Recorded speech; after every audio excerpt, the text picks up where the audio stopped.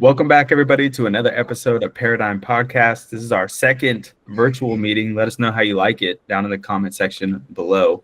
We're going to continue our discussion today from Beyond Good and Evil by Friedrich Nietzsche.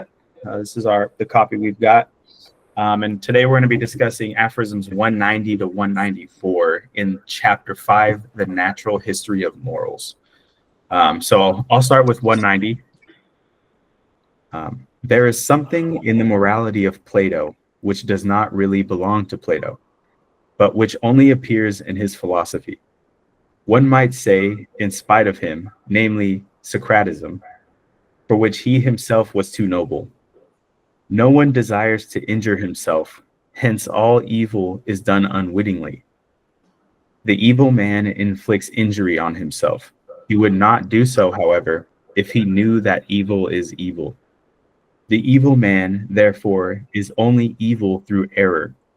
If one free him from error, one will necessarily make him good. This mode of reasoning savors of the populace, who perceive only the unpleasant consequences of evil doing, and practically judge that it is stupid to do wrong, while they accept good as identical with useful and pleasant, without further thought.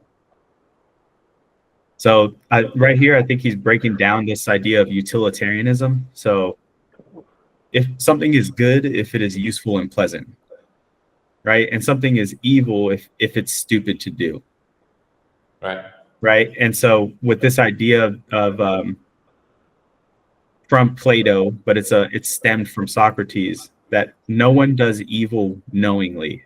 They all do it out of a mistake. So he's critiquing that idea that nobody knowingly indulges in evil activities. Should I continue? Right. All right. Continue. I'll continue. As regards every system of utilitarianism, one may at once assume that it has the same origin and follow the scent. One will seldom err. Plato did all he could to interpret something refined and noble into the tenets of his teacher, and above all, to interpret himself into them. He, the most daring of all interpreters, who lifted the entire Socrates out of the street as a popular theme and song, to exhibit him in endless and impossible modifications, namely, in all his own disguises and multiplicities, in jest and in Homeric language as well. What is the Platonic Socrates, if not prosthi, Platon, opthen, te Platon, messe, te chimera? And so I looked up that, and it translates to Plato in front and Plato behind, in the middle, a chimera. And a chimera is an organism or tissue composed of cells from two or more different individuals, meaning it has two or more different sets of DNA. And so a little background, Socrates never, as far as I know, Socrates never wrote any of his own philosophy. Aristotle, his pupil, ended up writing his stories. Mm-hmm. And so kind of what he's saying here is like, was Socrates Plato's teacher, mentor? Yes. Okay, just making sure I was keeping up with that. Okay. Let's see, actually. I'm pretty sure. I was pretty sure too, but I didn't look it up to confirm. I just thought that while I was reading this.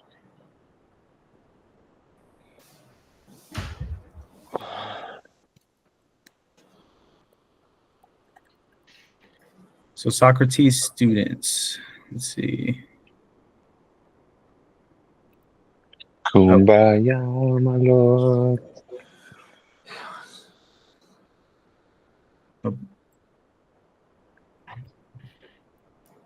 Aristotle teacher.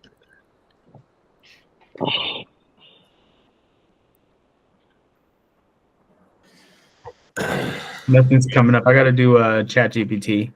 Let's see. You guys remember SpongeBob, Mermaid Man and Barnacle Boy?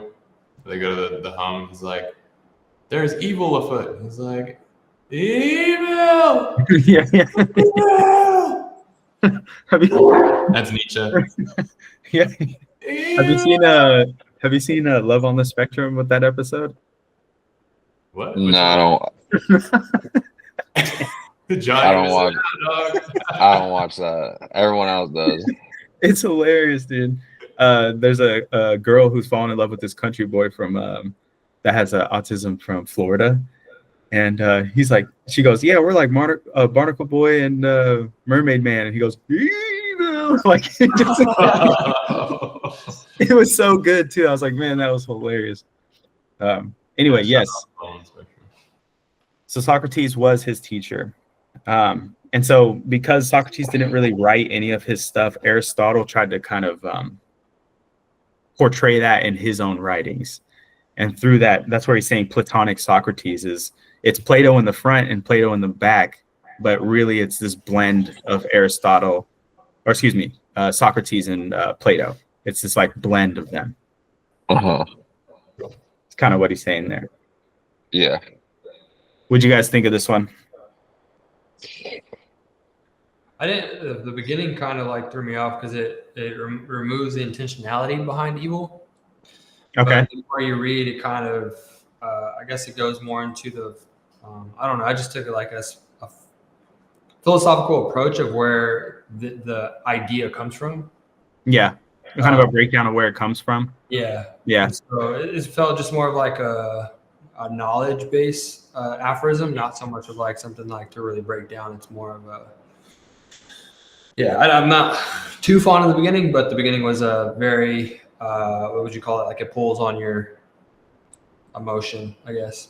To think that people act in evil unwittingly, or they choose that, like it's an error. Right. That it's not like intentional. Yeah. Yeah, I thought that was pretty interesting too. I didn't know that was the philosophy. It's interesting that they put this like mode of reasoning savors of the populace. Like this is something the populace would adopt, you know? Yeah. Yeah. So that was my take. I thought it was interesting too, like we only deem things as evil, or the populace deems things as evil from the perspective of, yeah, like stupidity or doing something like that isn't good. But correct me if I'm wrong, but is he saying that like there is a possibility of something being quote unquote evil in the guise of being good? Just depends on what perspective you're looking at it from. I didn't take it that way. I what I'm thinking is Nietzsche is trying to like enunciate his idea of will to power, and what he's starting with is talking about this old idea of doing evil things is an error. They're doing it out of ignorance. And I think what he's going to pivot into at some point is that people don't necessarily have to be ignorant to commit evil acts. It might be an expression of their will to power to get something. And I think he's just describing like a way people organize their thoughts or morality like at that time. Like the Socratic method was made by, I think, like Socrates and Plato, which is just like a scientific method of like breaking stuff down with a sort of standard when you're trying to do like an experiment or whatever. It's like, okay, like let's look at the basics. Like, what is the question? What are we testing? So it kind of like rationality, like how to organize stuff. Like, can we test it? You know? So I think keeping that in mind, he was like, that's how they like organized what is good, what is bad. Like things that are good, it'd be rational if they like produce good things, you know? And so like they're good. And like if things are bad and they produce bad things, then they're bad. Like that was a mistake, you know? So like you would like look at it, you'd be like, okay, don't do that again. That equals that. True. That's what I thought when I read it. Yeah, sometimes my brain doesn't compartmentalize bad. Well, it does, but they're two different, like a bad and evil, or like a subcategory in a larger category. Like that's how my brain compartmentalizes stuff. Because like bad and mistakes, there's almost an innocence in it, versus evil. I feel like is malice and it's intended. That's a good point. That's just how I compartmentalize bad and evil. And so, like, to John's point, I don't know. Like, I think that's why Nietzsche was very specific on using the word evil, because I think there is a bit of difference between the innocents versus people that are unwittingly. That's a good point. Yeah. So I don't know. Yeah, because like evil is like the grand version of bad, you know? Yeah. And so yeah, he's not saying necessarily bad, but it's a good thought. Like, you don't do evil things out of not knowing. Mhm. You know what I mean? Evil requires some sort of premeditation. Yeah. For sure. Even if it's not, you almost have to know that the consequence is a lot more serious, because the level at which you're willing to like commit whatever bad thing it is. But there's a level once you pass like a certain amount of bad, like Yeah, getting into a fight versus killing someone. Like, you might get into a fight and like that's there was a bad, line. Yeah, versus like actually killing the person. Like, you committed some sort of like evil, and especially if it was intent, like your intention was to like. right. But I mean, like, never mind. I don't want to talk about that. All right. I'll give the summary that AI gave me. So, aphorism 190. Nietzsche criticizes Plato for absorbing Socrates' belief that evil stems from ignorance, calling it a naive moral error shared by the masses and modern utilitarians. He accuses Plato of mythologizing Socrates into a symbolic figure, and warns that moral systems based on utility or error miss the deeper instincts and power drives underlying human behavior.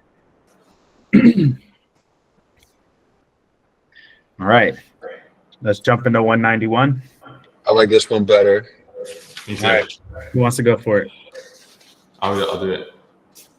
The old theological problem of faith and knowledge, or more plainly, of instinct and reason, the question whether, in respect to the valuation of things, instinct deserves more authority than rationality, which wants to appreciate and act according to motives, according to a why, that's to say, in conformity to purpose and utility. It is always the old moral problem that first appeared in the person of Socrates and had divided men's minds long before Christianity. Can we stop right there? That's a period. Yep. Okay, that first part. I mean, I like that. The instinct deserves more authority than rationality. He says like faith equals instinct and knowledge equals reason. You know, that's kind of like his conversion. That just resonated with me. A lot of times, like, you ever just like meet someone or someone comes into your space and like for whatever reason, like there's like alarm bells in your like head. You're like, I don't like this person, you know, for like, you could like maybe start breaking down maybe why, but just in general, you're like, huh, interesting, you know? And like, there's really no reason behind it. It's just instinct.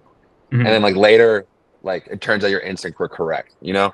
Like, or a lot of times just situations. I feel like just trusting my instincts, and like, I can't quite explain like why I think I want to do this right now, but like later the instincts were correct, you know, like there was something to that, you know, and like we have good intuition, you know, if we trust it, if we practice it, you know. And instinct isn't always necessarily rational. It's just instinct or logical. Well, I mean, I think he's separating them. He's saying like faith is like instinct and reason is like knowledge. You know, like you can try to explain the world through like reason and knowledge, or you can explain the world through like faith and instinct, you know? Well, and like there's really like you need both of those things, you know, but like there comes to a point where like reason stops and you have to jump forward because it's like the unknown, and like Right. all you have is instinct. Like, do I go right or left? Right. You know? And he's like, that's where like the scientific method people, the rationality people, that's where they fall short, because they can never take the final leap over of like because like we'll never have enough information ever. There's just too much and we're too stupid. Analysis paralysis. Mm. They just don't let instinct take over. Yeah, at like the micro level. Yeah. Which one do you prefer? You know, ultimately. Me? No. Yeah. That's the final question. Like, which Right. do you interpret, right? Yeah. Yeah, I like the idea of instinct and reason rather than faith and knowledge. I like that distinction. It's like action and thought. Yeah. All right. Hmm. Yeah.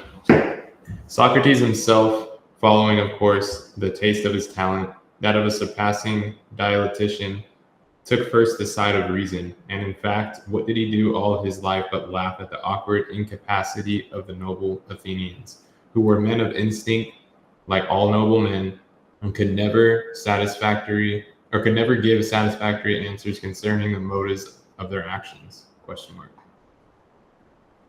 In the Keep end, going. Yeah. In the end, however, though silently and secretly, he laughed also at himself. With his finer conscience and introspection, he found himself in the same difficulty and incapacity. But why, he said to himself, should one on that account separate oneself from the instinct? One must set them right, and the reason also. One must follow the instincts, but at the same time persuade the reason to support them with good arguments. Yeah. This was the real falseness of that great and mysterious ironist. He brought his conscience up to the point that he was satisfied with a kind of self-outwitting. In fact, he perceived the rationality in the moral judgment. Keep going. He's going to stop there. Stop there for a sec. Okay. I like the part where he talks about like one. Okay, I like the one. I like where he talks about kind of like aligning reason with your instincts. Yeah. You know, Yeah. it kind of sounds like confirmation bias, but Yeah, it is. okay. Because I feel like that's what we do. You know, like I said, like if you would make me try to break down like why I'm like feeling this way, I could like probably like find some reasoning to like for me to like make you understand why, you know. But it's really just me pointing out stuff because like I want to confirm what I'm feeling, you know. Yeah. Yeah. So ChatGPT gave me this. It says Socrates, according to Nietzsche, initially sides with reason, but eventually sees the limits of rationality. In a moment of ironic self-awareness, Socrates admits that both reason and instinct must be followed, but still insists reason must justify instinct, revealing his self-outwitting falseness. So, like, you Yeah. instincts, and then you use your reasoning to justify. Yeah, your exactly. To give you confidence to move forward, to trust your instincts. Right. You know, like I like when he references the Athenians because like he's like they're not men of like science. You know, Right. That's what like Plato's thinking. He goes like, but they are still successful and come to the same conclusion without any reasoning. It's all Right. instinct, you know. And he's like, well, I mean, what you know, what's the point? What? Yeah, They might even be doing better, actually, you know. So, yeah. All right. Whenever you're ready.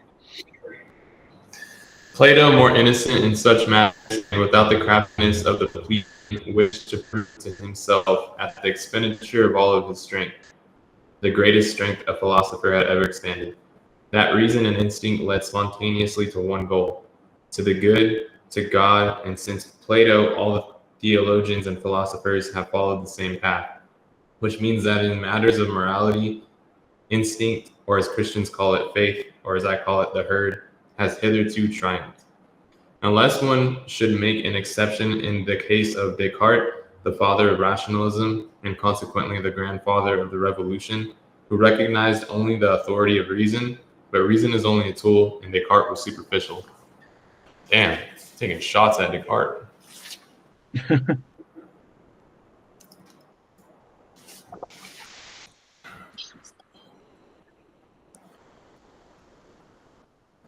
All right.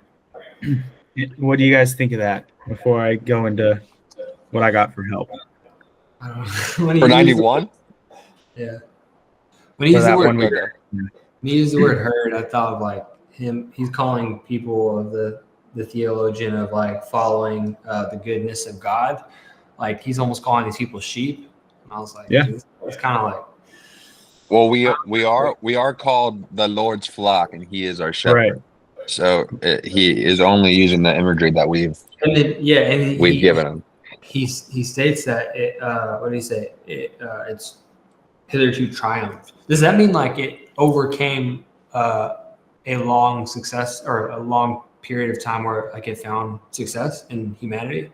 Yeah, because like what he's saying here is reason and instinct lead spontaneously to one goal, to the good, to God. And since Plato, all theologians, people that research theism, so religion, and philosophers have followed the same path, which means ultimately this idea of faith that Christians call it, what Nietzsche calls it, the herd has won. It's triumphed. It's been the predominant morality. I like that part. So Nietzsche. I had a whole thing because I asked ChatGPT for like a summary of this part, and I'll read a little bit of the summary, and then I had a question because I started like kind of playing devil's advocate with ChatGPT. Nice. I was like, the summary was Nietzsche is accusing Descartes and many philosophers of being naive. They pretend to doubt everything, but they uncritically accept certain moral or metaphysical values like truth, reason, or the ego.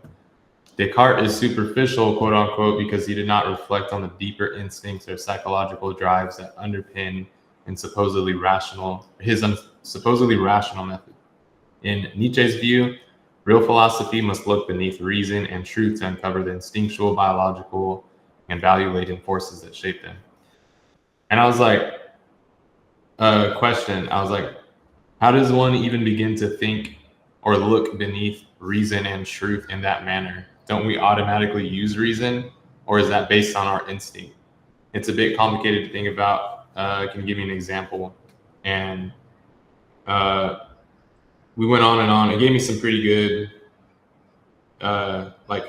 it was like Nietzsche would probably say this or ask you a question. And it said, so when we say, I believe this is true because it's logical, Nietzsche might ask, why do you value logic? Why do you seek truth at all? What personal or cultural need is driving you to want certainty, control, or understanding? In short, the surface of truth seeking, there's often a psychological or instinctual motive. So yeah, we went on and on, but I was like asking it a bunch of, because it's interesting to think about like questioning like truth or something, or like having this like critique of rationality, of like asking like why would you just assume that like, you know, rationality is like reason or something, or truth exists, but like aren't you using truth in order to like even ask the question in the first place? You know, like we're all using rationality to like even present that question. So I don't know, I thought that was interesting. I hate thinking like that, bro. It's just so fucking like. I do too, but I was curious to see what ChatGPT said. That's we all know at least one of those people where it's like if a tree falls down in the forest, I fucking knew you were gonna say that. We all know somebody like that. Those people Like think you want to put ultimately, up. the human, like in the Christian paradigm, right? God gave humans the authority to name animals, right? So they're laying down concrete rules or laws. This animal is a lion. This animal is a rhino, right? Like to name the animals, we are since inception in the Christian paradigm, we've been trying to identify and like inventory what we see. And so like as humans, when you're like, well, why do you even value logic? Like we've come to value logic because that's what we've been doing since the beginning. Yeah, that's like what we do. Well, I mean, like, Yeah, it's how you even build like a world. You know, like Right. your day. You know, like what is your name? What is this thing? You know, Right. like Why do you call it a road? Why don't we call it a fucking path? Yeah. You can call it as long as the word makes sense and As long everyone as else we can. agree on it, right? Yeah. Yeah. I had a question for ChatGPT because I was like, it got me thinking about Nietzsche's standard of truth. And I was like, my question for Nietzsche would be, what standard of truth or non-truth is he using in his questioning? And it said, excellent question. And that cuts straight to the heart of his method. And it appears to be a paradox. You're essentially asking, if Nietzsche questions truth, what is his standard? Isn't he relying on some truth to critique truth? Mm-hmm. And he said that's one of the sharpest criticisms of Nietzsche. And he might answer something like, I'm not appealing to some absolute truth. I'm offering a perspective shaped by life, instinct, and power. So perhaps. Yeah, I don't know, dude. ChatGPT has been weird lately. It's like gassing up its individuals. So it's like, what a great question. Let me go ahead and put on my Nietzsche hat. I don't know. I feel like it's not been. It's like, let me pull you deeper. Yeah. So it's like, was it a really good question, or are you just being like fucking weird right now? So but Yeah, it's good to question things, but there has to be a line drawn at some point. Like, we can perhaps everything in the planet, like perhaps this, perhaps that. But at some point, you just got to put a line in and be like, this is what I believe, And I think what he's just trying to do is push people off their spot and make them just question it a little bit. And then they actually become like real believers in whatever they believe in, But I do see the good in that, because I was like, doesn't that mean that he's just nihilistic, But it kind of gave me to like passive nihilism, which is nothing has meaning, truth is dead, why bother? And then there's active nihilism, where old truths are dead. Good. Now we're free to create new values, new meanings, new ways of being alive, So I do see something of like how his philosophy could be a tool to figure out what essentially isn't something that's dead, and we need to reinvent. I don't even think necessarily that he's even a nihilist, really. Like a lot of these things aren't even like his ideas in like the first place. Like he's like, check this thing out, look at it. Next, moving on to the next thing. Like not a lot of this has been like original new idea. Does that make sense? The will to power, though, is like a new, like he created that, right? Maybe the will of power. Maybe. Eternal return. Yeah, but like, do you see him writing like eternal return, like breakdown right here, like will of power breakdown right here? Like what we're reading right now is like he was just talking about Socrates and Plato. He's talking about Christians in here, Like it's not like he is like he's really just being an observer and just like bringing your eyes to a thing that he's thinking about himself. Right. That's all I'm saying. It's not even like he's like saying one thing or other. He's literally just being like a neutral. He's being a critique on a lot of different things right now. Yeah. All right. Nice. You guys want the summary? I think we nailed it. I think we did pretty good. We did it. Yeah. All right. 192. Let me jump over. Email. All right. Who wants to do 192? I got it. Whoever has followed the history of a single science finds in its development a clue to the understanding of the oldest and commonest processes of all knowledge and cognizance.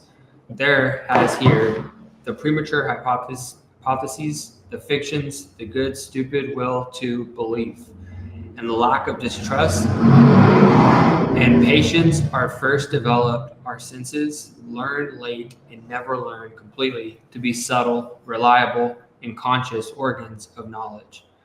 Our eyes find it easier on a given occasion to produce a picture already often produced than to seize upon the divergence and novelty of an impression.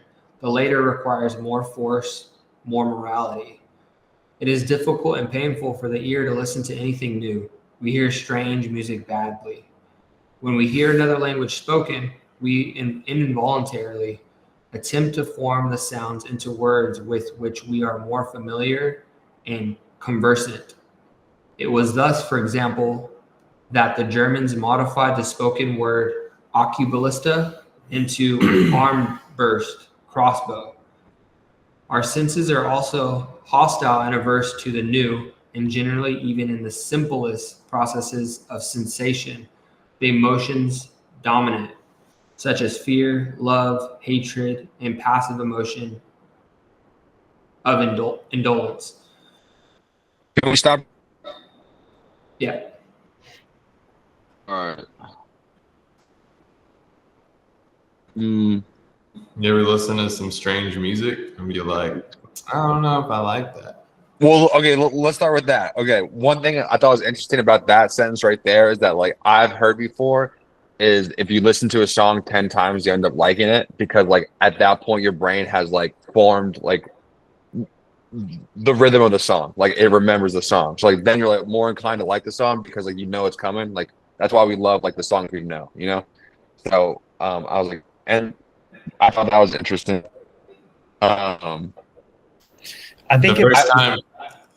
I think it points towards something like he's saying, okay, we all kind of agree with this, right? But also, right, I think that you can teach yourself to enjoy new things. So, like, this may be like I was reading this, I go, okay, I do see things in my life that also resemble this for a way. Like, I like rewatching the same TV show sometimes. right. Like I listen to the same songs a lot. I do search for new songs, but I love the songs that I do love, you know? But I feel like some people form habits that they enjoy new things, and if anything, they maybe crave new things. And I think a lot of us crave new things in at least one area of our life, like one way or another. You know, I think it's just all about like the bandwidth of like, are you open to taking on new things and adding it to like inventory? You know? Yeah. Yeah, I think in like a dramatized version, we've all seen Parks and Rec, right? Yeah. So, Okay. you know, Ron Swanson, multiple times in that show, he's like, I'm going to these meetings where people want to make change and change the world that we live in. And everybody hopes to do that. But for me, I hope to come home to the same house, to the same wife, to do the same thing every day. I don't want change. And like, so on the furthest end of the spectrum, there are those people like they have an eye, they've developed this lens on how they view the world. And they try to make everything else fit in it. Right. So like even when you hear languages, like someone speaking Spanish, you try to fit it in the English box, you know? Yeah, you're like, oh, that word kind of sounds like this word. That probably Right. means this. Yeah. So you've like developed this lens on how you see the world. And I think that's what he's highlighting here is like we hear strange music badly. Like if you listen to new hip hop, like you see it, the development of how the talk about new hip hop has evolved over the years. Like at first it was like, oh, you're talking about selling drugs, and then, oh, you're talking about doing drugs, and oh, like you're doing, you know, it's like this evolution of like those guys. And now it's mumble rap. Now Right, it's about how they're all or something. Yeah, whatever. Now they're all doing Galaxy Gas, right? So like everybody's always pointed back into like that's weird, that's bad music, you know. And so we all have this kind of paradigm that we've developed, like, and that's just kind of what he's highlighting here. Like our emotions get involved, and we have an idea. Our emotions get involved, and then we make judgment calls based on that. That makes sense. Yeah. All right. Where did I leave off? Oh, okay. As little. As little as a reader nowadays reads all the single words, not to speak of syllables, of a page, he rather takes about 5 out of every 20 words at random and guesses the probably appropriate sense to them. Just as little do we see a tree correctly and completely in respect to its leaves, branches, color, and shape. We find it so much easier to fancy the chance of a tree. Even in the midst of the most remarkable experiences, we still do just the same. We fabricate the greater part of the experience and can hardly be made to contemplate any event except as inventors thereof. All this goes to prove that from our fundamental nature and from remote ages, we have been accustomed to lying, or to express it more politely and hypocritically, in short, more pleasantly, one is much more of an artist than one is aware of. In an animated conversation, I often see the face of the person with whom I am speaking so clearly and sharply defined before me, according to the thought he expresses, or which I believe to be evoked in his mind, that the degree of distinctness far exceeds the strength of my visual faculty. The delicacy of the play of the muscles and the expression of the eyes must therefore be imagined by me. Probably the person put on quite a different expression or none at all. All right, can I take a stab? That's parts. Yeah. When he's talking about like how a lot of people see words they don't know and kind of just guess it, they kind of fit in the story, you know? And then he goes to the part where he goes, all this goes to prove that from our fundamental nature and from remote age, we have been accustomed to lying, or to express more politely and hypocritically, in short, more pleasantly, much more than one is aware of. When I was reading that, I was thinking like, we all do this. Like when something happens, and we organize in our head, like we make the story to tell someone else. Like, the way humans pass on information is by telling stories. Like we were like verbal communicators first. That's why the Bible has so much success, you know. So like that's why like Jordan Peterson highlights this, that like all kid stories follow like a theme because they're teaching you something. Like there's parts that are exaggerated in it. That way you understand like the lesson that you're supposed to be learning from the story. So like I find myself doing this, like if I'm remembering a story or whatever, I like making it maybe I'm remembering out some of the boring stuff and I'm emphasizing some of like the funny stuff, you know, so I'm telling the story more dramatically, you know? And Right. like that right there is a form of I am lying a little bit, right? And like I'm being an artist of the truth. But Yeah. for me to like communicate with you effectively, I'm speaking the truth at my leisure, you know? And some people do that more than others. And like a lot of people do that and they never acknowledge it. And he's saying like we all do it actually. We all tweak the past a little bit when we're thinking about it. Right. We're all artistic with the past. Of how we view the past. Yeah. Right. For It's sure. through your lens, right? There's like the objective truth, then there's like all parties involved have their lens that they saw the story through. True. Yep. Yeah, I like that, how you explain that, like how you explained to John, and following up with you, Jay, because like towards the end, he gives so much attention to the expression of the face, and Right. while he's talking, how he can, just to double back on why we like maybe an artist that pays attention to body language and the conversation and tonality versus someone's like, yeah, we had a conversation about bikes, and doesn't like that's all. Right. I think the difference is like awareness and your ability to, I guess, just attention to detail when having the conversation, and what are you paying attention to other than the words that are coming out of someone's mouth. Right. I think it goes back to the thing in 7 Habits of Highly Effective People, active listening versus just like hearing somebody. Yeah. And it's on all spectrums, audible, like visual. Yep. And I think I think to draw into like one word, it's just awareness on how much detail you can give into your own artistry, so you can then later go back into your mind and articulate to somebody else the conversation you had with this person or with a group of people. Yeah, I think it's interesting when he even brings it up, like how a person reads and how they pick up like every 5 words out of 20. You know, so like you get. I was like, all right. And then you build a story off that. I was thinking, okay, maybe back then people can read, but like people can read now, like they know most words. Sometimes puts words in here I don't know and don't look them up. He's right, but maybe not 5 out of 20. You know? Yeah. I was like, yeah, I mean, and it goes across the board. That's why stereotypes exist, right? Like people have perceived something that happens out in reality, and now there's a stereotype of how this group behaves. you think I'm retarded? Oh, you think I can't read? Well, guess what? I can.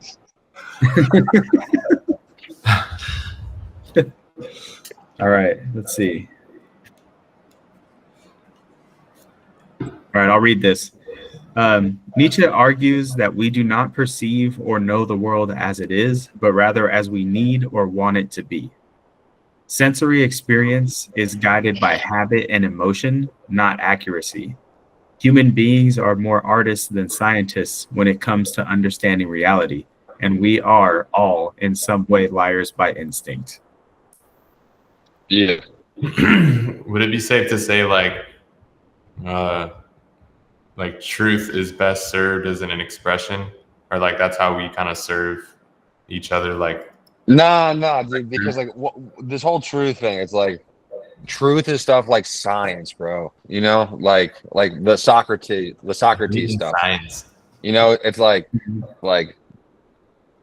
is the Earth the center of the universe? No, the sun is. You know, that's like truth type stuff. Like, does a seed? What tree grows out of that seed? An oak? Okay, then it's an oak seed. That's a truth. You know, but like all this shit about like the history of man or like blah blah blah blah blah or like emotions or blah blah blah. Like, dude, that's all like that's the human experience. Like that's what he's saying. Like it's literally however you look at it. Like it's literally subjective. You know? Yeah. Yeah. So that's just like period. You know, like the different categories. You know? Yeah. Yeah.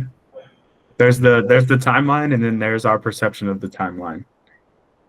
But no one, I mean, I guess not as with video. You can be like, that's actually What legitimate. happened? What happened? Yeah, but obviously there's no like proof of the timeline. So it's subjective. Right. That's why like, people are always like, actually, like ancient aliens, like that's who built the pyramids or whatever. You know, because we really don't fucking know. Right. I need video evidence. Yeah. And even. I mean, there we go. So we have video evidence of 9/11, and people are like, "Wait, hold up, did they blow up Building 7? Like, you know what I'm saying? Like, I don't know, Right. you know." But Yeah. the truth is, like, quote unquote, people think, you know, Saudi Arabians did it. Yeah, bro. Did we go to the moon?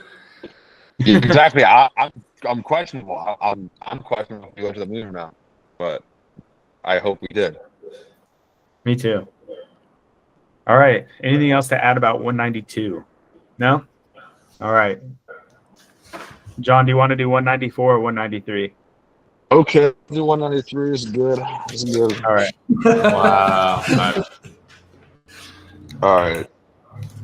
Quid, loose fruit, tenbris agate.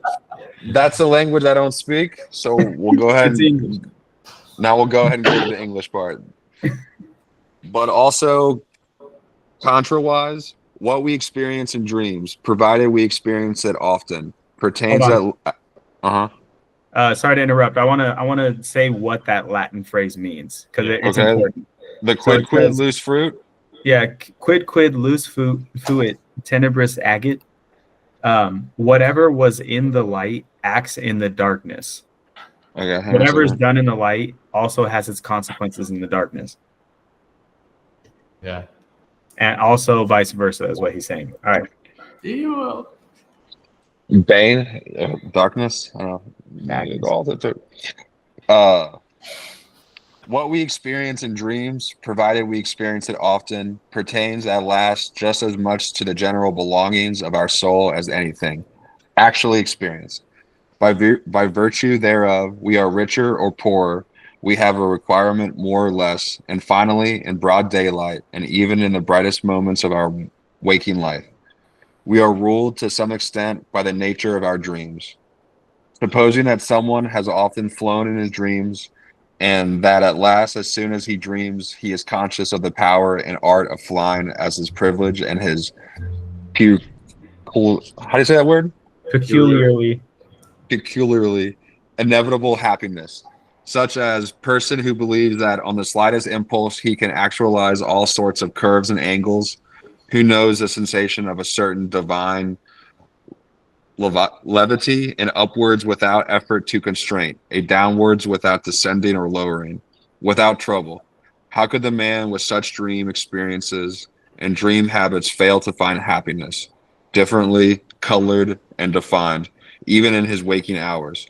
How could he fail to long differently for happiness? Flight, such as is described by poets, must, when compared with his own flying, be far too earthly, muscular, violent, far too troublesome for him. I thought this one was. Can I take a stab? Yeah, Yo, This one made me think about like my own dreams because I have like wild ass dreams. And have you guys had a dream when you're flying and you just feel like super like stoked and you feel like, oh, I have this like crazy power? nuh-uh. not really, no. Really? Never. No. I have dreams Yeah. like that a lot. But I thought it was just an interesting take on like the feeling of flight, you know, having that happiness like in your dream. And I feel like I don't dream like that, bro. I was disconnected from this aphorism. like that same feeling that you have in the dream, like how is that not accessible like at like when you're not dreaming, you know? I feel like I don't have much sensation when I am sleeping, you know? Let's say you're not sleeping though, right? Are you talking about daydreaming? We can Yeah. talk about daydreaming? Sure. Yeah. Okay.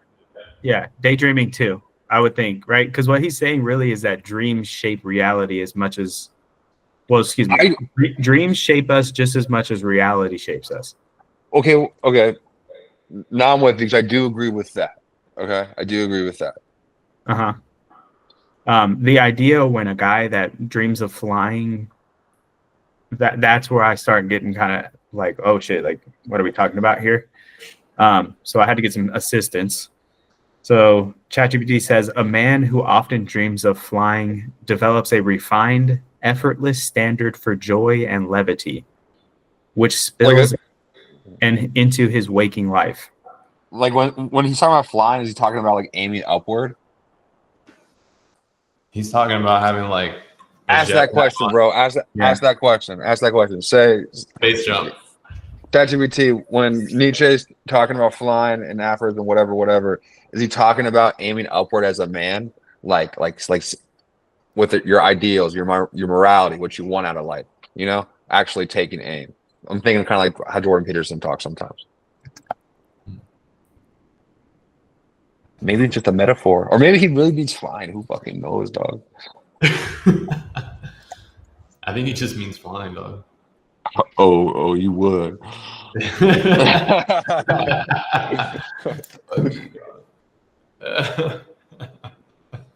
but for real. What does it say, Jay? It's populating. Got a lot of tabs open. Tell it to populate faster. Faster. Shit, boy. Come on. Did you tell you're paying for 4? Come on, boy. Go faster. Yeah, dude. I'm paying for the shit.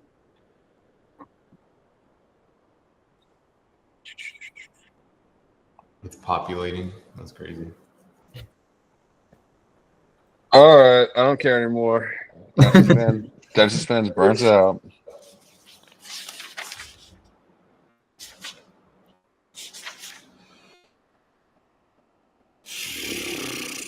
Did you get it, Jay? I got some. Yeah, go for it. My internet's slow right now. All right. Is DJ talking about literal flying in dreams? Not exactly. It's metaphorical.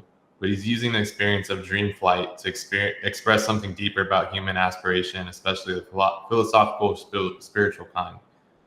Yes, flying refers to the feeling of transcending limits, but Nietzsche is referring to the dream experience of flying, common in many people, the euphoria of feeling of breaking free from your body, gravity, necessity.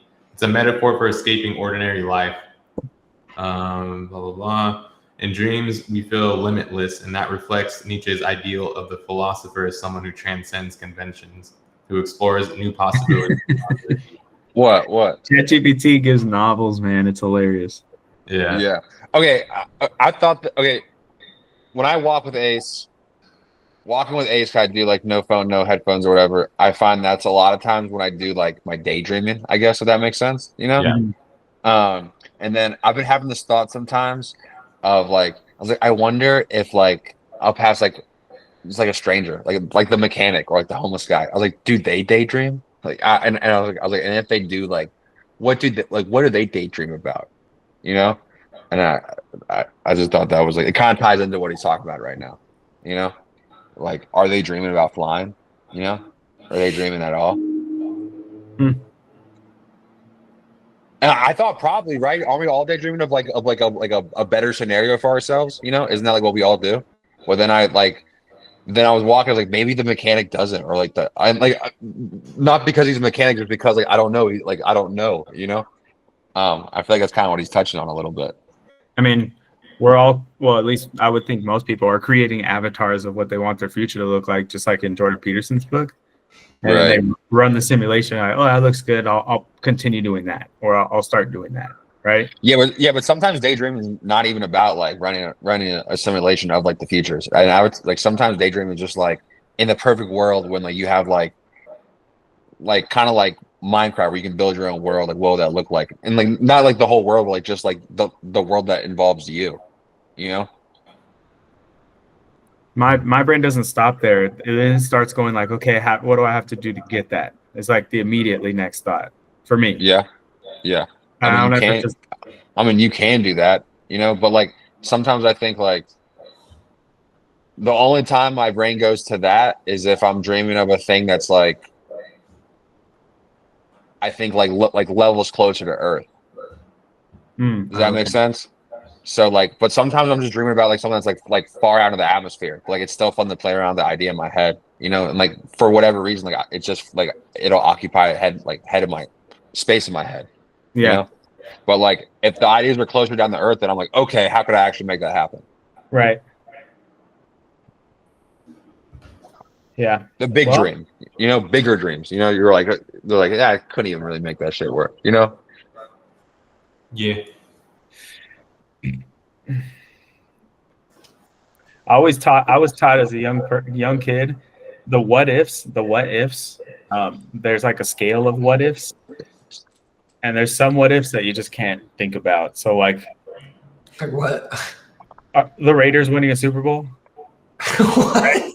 Like I thought you were gonna say something wild. No, like there's like at some point, like if it's beyond my control, like the circle of concern, I'll think about it, but I'll never dream about it. Like I don't sit there and ponder those ideas too much. Oh, like the what ifs? There are some what ifs that I'll play around with, but I look at it and be like, is this a 5 or above, you know? In terms of priority. True. Yeah. Yeah. All right. So all that to say, happiness and perception are shaped by inner subjective experiences and not merely by external facts, is what he's really trying to say here. Yeah. True.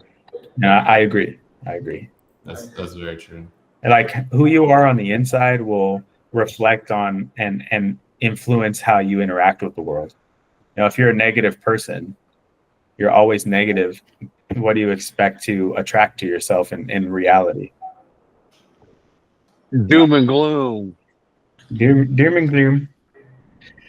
All right. 194. John, you running off or what? I was just spitting out my zen. I'm here. Oh, okay. All right. I'll read 194. It's an interesting read, to say the least.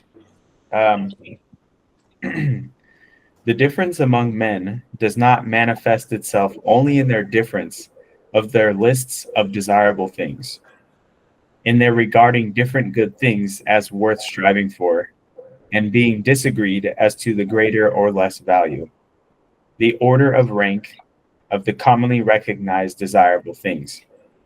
It manifests itself much more in what they regard as actually having and possessing a desirable thing.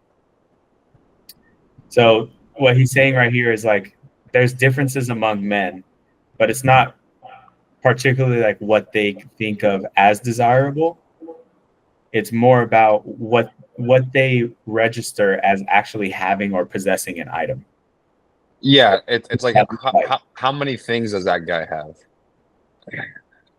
Well, like the idea of to have is is what he's highlighting. Like to me, to have something would be like it's in my apartment. But to another person, to have something is like it's in my apartment and I use it every day. Like the idea of what it means to have and possess something is different among men, and that's what differentiates men. So as regards a woman, for instance, the control over her body and her sexual gratification serves as an amply sufficient sign of ownership and possession to the more modest man. That's one type, modest man.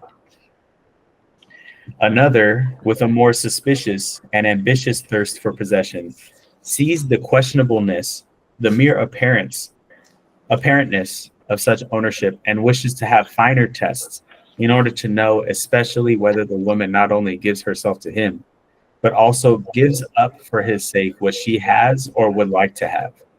Only then does he look upon her as possessed. So this is a second type. This man is in a relationship with a woman, but only sees her as possessed if she like lets go of what she has or wants to have. Like her whole thing is now him. That's a second type of man. Okay. A third, however, has not even here got to the limit of his distrust and his desire for possession. He asks himself whether the woman, when she gives up everything for him, does not perhaps do so for a phantom of him. He wishes first to be thoroughly, indeed profoundly well known. In order to be loved at all at all, he ventures to let himself be found out. Only then does he feel the beloved one fully in his possession, when she no longer deceives herself about him, when she loves him just as much for the sake of his devilry and concealed insatiability as for his goodness, patience, and spirituality. Like I have this woman, but I can't truly possess her until she knows me fully. That's the third person. Okay. One man would like to possess a nation, and he finds all the higher arts of Cagliostro and Catalina suitable for his purpose. Another, with a more refined thirst for possession, says to himself, one may not deceive where one desires to possess. He is irritated and impatient at the idea that a mask of him should rule in the hearts of people. I must therefore make myself known.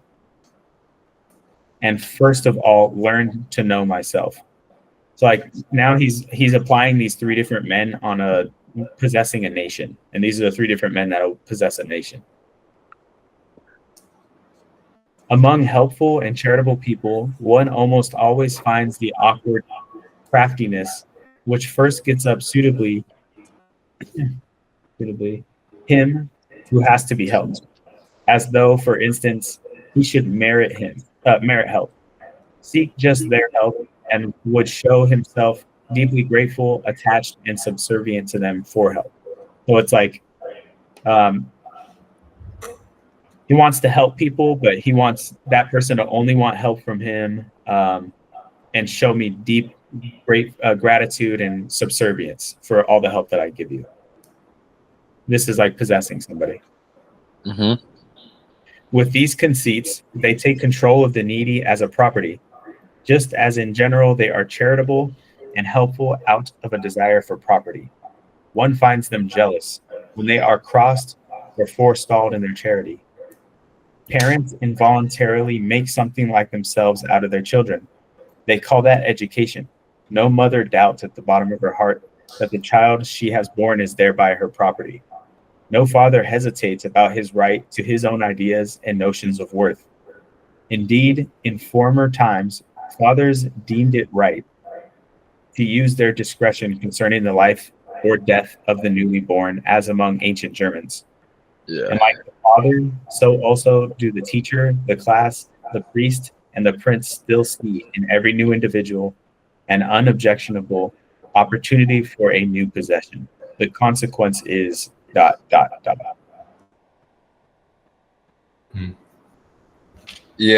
I thought it was interesting when he was talking about how like unquestionably the woman can confirm that like the baby's like from her creation, you know, but Right. the man can't, you know, and like that's what he's like touching on, where like their big customs were like the dad would have to be like, yeah, that's my boy, or if he said it wasn't, like then that was it, bro, you know. Right.